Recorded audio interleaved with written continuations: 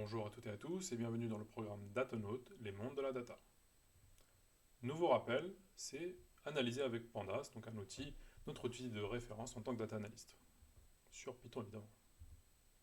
Quelques généralités que permet Pandas: charger des données tabulaires, donc des lignes et des colonnes, à partir de différentes sources, rechercher des données tabulaires à partir de différentes sources, calculer des statistiques agrégées, combiner des données provenant de sources multiples.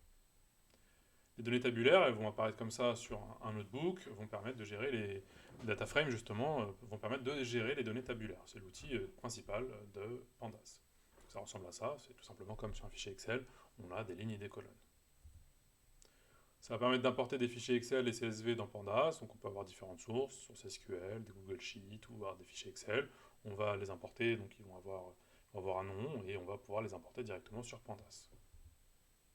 Charger un fichier CSV ou Excel, on va utiliser la librairie Pandas, import Pandas, on lui donne évidemment toujours un pseudonyme, un alias, en général Pandas on l'appelle BD, on va lui donner un nom à ce data frame, donc on va utiliser la fonction, on va l'appeler df, égale pd.readcsv si c'est un fichier CSV, avec le chemin qui permet d'accéder à ce fichier, et si c'était un fichier Excel, on va utiliser pd.readcexcel.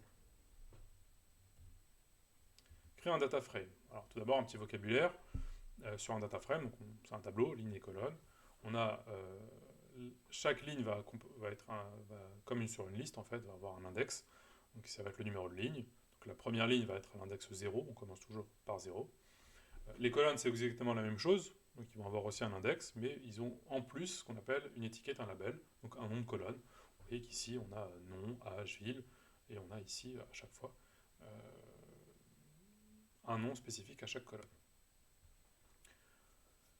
Alors, comment créer un data frame à partir d'un dictionnaire? Une première méthode, ça si on veut le faire, en général on va plutôt importer des données et les étudier par la suite, hein, c'est ce qu'on fait. Donc on peut ici utiliser un dictionnaire, on va ouvrir un dictionnaire, on va associer une clé, ici notre clé ça va être le nom de la colonne, donc ici on a nom, âge, ville, et on va avoir le nom de toutes les personnes qu'on a, donc Alice, Bob, Charlie, etc. Euh, on va avoir les différents âges, et on va voir les différentes villes. Alors attention sur le sens de lecture, une fois qu'on a créé notre data frame, hein, donc on va utiliser pd.dataframe, on n'oublie pas ici les majuscules sur D et F. On va transformer cette variable data en data frame, ça va devenir un tableau classique. Euh, le sens de lecture, il faut faire attention évidemment, c'est que globalement chaque individu, il faut le lire comme ça, c'est qu'on a Alice qui a 24 ans qui habite à Paris, Bob qui a 27 ans qui habite à Lyon, etc. Charlie qui a 22 ans qui habite à Marseille. Donc l'ordre dans lequel on a constitué va permettre de déterminer nos différents individus. Autre façon, ça ressemble un peu à la même chose, mais c'est stocké différemment. Euh, donc on va mettre dans les colonnes, le nom des colonnes, ça va être nom, âge et ville. On va mettre dans les lignes, on va créer, vous voyez, une liste. Dedans, on va imbriquer d'autres listes. Donc on a toutes les informations avec Alice, Alice 24 ans Paris, Bob 27 ans Lyon, etc. Et donc dans notre pd.dataframe, on va mettre dans colonne les colonnes en question et dans data les lignes en question. Autre méthode, c'est une autre possibilité, hein, ça ressemble un peu à la première. On va mettre dans une variable nom tous les noms, dans les variables âge tous les âges, dans les variables ville toutes les villes. Et on va utiliser pd.dataframe et on va créer en fait un dictionnaire interne où on va pouvoir associer à chaque fois les noms à la colonne nom, etc. etc. C'est une autre façon de faire. Comment est-ce qu'on manipule un data frame? Tout d'abord, pour afficher un data frame de façon basique, on l'appelle par son nom. Vous pouvez lui donner le nom que vous voulez.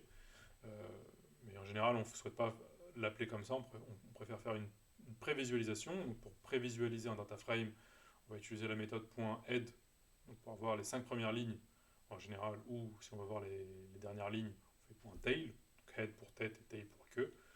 Par défaut, c'est défini sur 5. Donc si on veut voir les 5 premières lignes, on fait .head. Si on veut voir les 3 dernières lignes, on fait tail et on met entre parenthèses 3. Ça permet de prévisualiser, de savoir si on a bien évidemment paramétré, bien importé son data frame. On peut inspecter un data frame, on va utiliser la fonction .info, donc on n'oublie pas ici les parenthèses, vous voyez, on met le nom du data frame .info pour avoir les informations globales sur notre data frame. Ça nous dit beaucoup de choses, tout d'abord le nom des colonnes, nom, âge, ville. Ça nous dit aussi le nombre de lignes ici qu'on voit, donc vous voyez qu'on a 5 lignes au total. Et ça va aussi nous dire, de façon très importante, le type de données Est-ce que c'est sur Python en général l'object, pour nous ça va être comme des chaînes de caractères. Est-ce que c'est du integer, etc. Autre information qui est utile, c'est de savoir est-ce qu'on a des valeurs nulles. C'est une des grandes problématiques de la data analyse, c'est que fait-on des valeurs nulles, donc des fameuses cellules vides où on n'a pas d'information.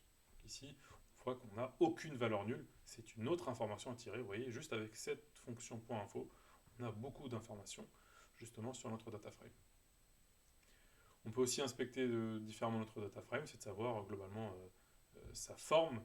Donc globalement, on va utiliser la méthode .shape. Ça nous dit que globalement, ici, on a 5 lignes et 3 colonnes. C'est très utile de temps en temps si on a besoin de voir très rapidement à quoi ressemble la forme de notre data frame. Et ça peut aussi servir sur la manipulation de la forme elle-même si on veut manipuler la forme elle-même. On peut aussi utiliser la fonction dtypes qui nous permet de savoir l'information qu'on avait sur le point info. Globalement, la colonne nom, elle est de type object, c'est plutôt des chaînes de caractères. Âge, c'est du integer, et ville, c'est aussi des chaînes de caractères. La fonction .describe est très utile pour retourner un résumé statistique des colonnes numériques du data frame. Si on veut l'appliquer sur tout le data frame, on va faire tout simplement df.describe, on n'oublie pas ici les parenthèses. Et si on veut le faire uniquement sur une colonne, ça va nous sortir en retour sur la colonne âge une description statistique. Comment est-ce que ça se lit? C'est que globalement le count ici, c'est qu'on a 5 éléments, donc on a 5 lignes. On a la moyenne, mean en anglais. En gros ici l'âge est de 26,8 ans. On a STD en anglais, ça veut dire Standard Deviation, c'est l'écart type, c'est-à-dire que la dispersion moyenne par rapport à la moyenne elle-même, en gros les données sont en général entre 26,8 ans et 26,8 plus 4 et 26,8 moins 4 ans. La valeur minimum sur l'âge est de 22 ans. On a ici nos quartiles, donc on a le premier quartile à 25%. Donc on a 25% de nos données qui sont en dessous de 24 ans. On a la médiane, 50%, voilà, Q2. Donc on a 50% de nos données qui sont en dessous de 27 ans, 50% qui sont là. On a notre troisième quartile à 75% ici, donc on a 75% de nos données qui sont en dessous de 29 ans et 25% qui sont au-dessus. Et l'âge maximal ici est de 32 ans. Alors petit tips, pour un rappel, si vous mettez un petit paramètre ici, include égale all, ça va le faire aussi sur les variables qui sont catégorielles. Donc, ça va vous donner des statistiques très intéressantes. Comment accéder à un élément de data frame? Pourquoi sélectionner des colonnes? Pour, par exemple, les utiliser dans un calcul, qu'on l'a vu, pour sélectionner uniquement la colonne âge, si je veux faire un point somme, ou si je veux juste sommer de façon arithmétique. On peut aussi afficher des données sous forme de graphique. On va ici faire le nom de la DF, le nom de la colonne. Alors c'est pas idéal, on préfère plutôt sélectionner le nom de colonne avec les crochets, ça sera mieux. Et on va utiliser la fonction .plot ici, avec le kind, le petit paramètre qui va nous mettre quel est le type de graphique qu'on veut utiliser. Alors on va voir qu'il y a d'autres librairies pour faire des graphiques, Matplotlib notamment. Et on va lui donner un nom, donc ça va nous faire un histogramme.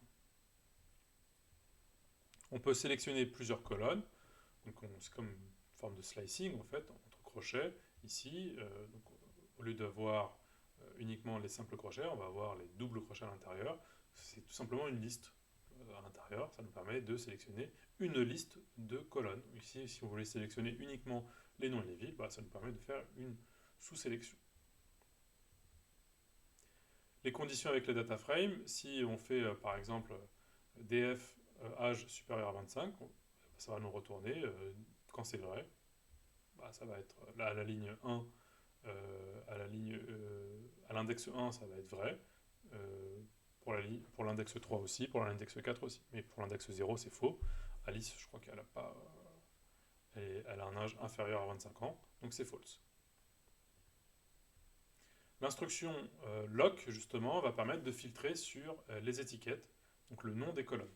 Ça va me permettre de faire du slicing, comme on l'a vu avec les éléments, avec les séquences. Là, c'est cette fois-ci sur un data frame.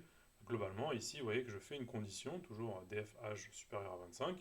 Mais avec la méthode .lock, ça s'écrit exactement de cette façon, je lui dis sélectionne-moi uniquement les lignes pour lesquelles l'âge est supérieur à 25 ans. Donc vous voyez, donc il a sélectionné uniquement les lignes pour lesquelles l'âge est supérieur à 25 ans, strictement supérieur à 25 ans.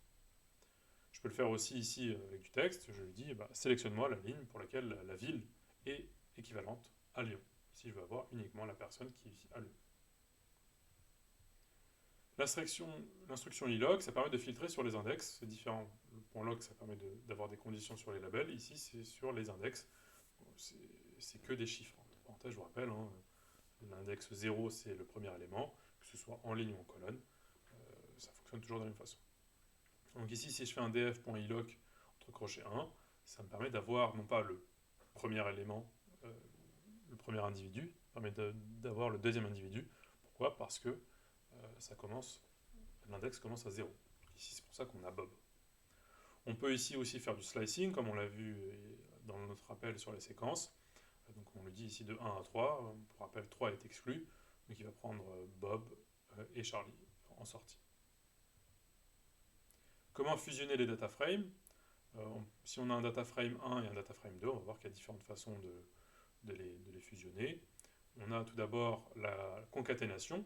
Donc on peut concaténer de deux façons nos deux data frames. Soit on les concatène l'un sur l'autre, soit on va les coller l'un à côté de l'autre. Ça dépend évidemment du besoin.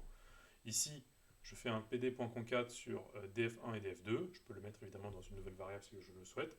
Et attention, je mets bien axis égale 0 pour le dire que on va les concaténer pour les mettre de façon l'un sur l'autre. Si j'avais fait axis égale 1, ils seraient collés l'un à côté de l'autre. Et je peux faire ici un petit reset index égale true, justement parce qu'on voit ici qu'il a conservé les index d'origine.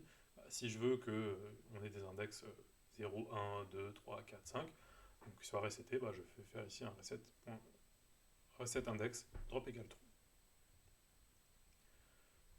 Vous voyez que j'aurais pu faire autrement, mais là ça n'aurait pas été intéressant. Si j'avais fait axis égale 1, ils seraient collés l'un avec l'autre. J'aurais plus que 3 lignes. La fonction merge, on va le voir un peu plus dans notre rappel sur les jointures,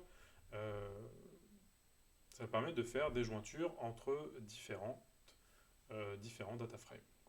C'est assez simple à utiliser. On va utiliser pd.merge. On va lui dire, fais-moi une jointure entre la df1 et la df2. L'ordre dans lequel on met est très importante, parce que df1, vous voyez que quand on l'écrit, il est à gauche, df2 est à droite. Donc en fait, on va se poser la question, justement, est-ce qu'on prend plus d'informations sur la table à gauche ou plus d'informations sur la table à droite, ou est-ce qu'on prend uniquement les correspondances entre la table df1 et la table df2? Donc on va lui dire ici ensuite quel est le type de jointure. Donc il y en a différents types. Il y a la jointure interne, on prend uniquement les correspondances entre la table 1 et la table 2. On peut faire une jointure de type gauche, donc on prend plus de données à gauche que de données à droite, donc plus de données sur df1 que sur df2. On peut faire à droite aussi, donc ça va être right, et on peut avoir on prend tout en fait, du outer. S'il n'y a pas de correspondance, quand on prend tout, on va le voir plus tard dans un rappel, ça va créer évidemment des cellules vides. Quand il n'y a pas de correspondance, ça crée des cellules vides.